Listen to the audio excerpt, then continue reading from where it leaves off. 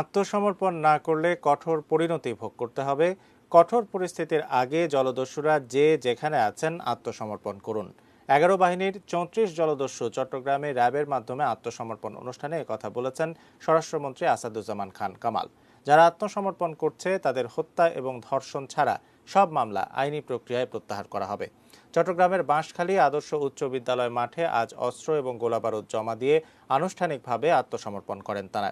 এ সময় বাইশা, খলিল, বাদশাহ, কালাবদা, নাসির, জিয়া বাহিনী সহ বেশ কয়েকটি বাহিনীর প্রধান এবং সদস্যরা আত্মসমর্পণ করেন। অনুষ্ঠানে স্বরাষ্ট্রমন্ত্রী, আইজিপি এবং র্যাবের মহাপরিচালক সহ ঊর্ধ্বতন কর্মকর্তারা উপস্থিত ছিলেন। এর আগে 2018 সালের 20 অক্টোবর মহেশখালীর 43 জলদস্যুও র্যাবের কাছে অস্ত্র সমর্পণ করেছিল। সমাজবিরোধীদের স্বাভাবিক জীবনে ফেরানোর প্রক্রিয়ায় র্যাবের কাছে এ পর্যন্ত 325 জন দস্যু আত্মসমর্পণ করেছে।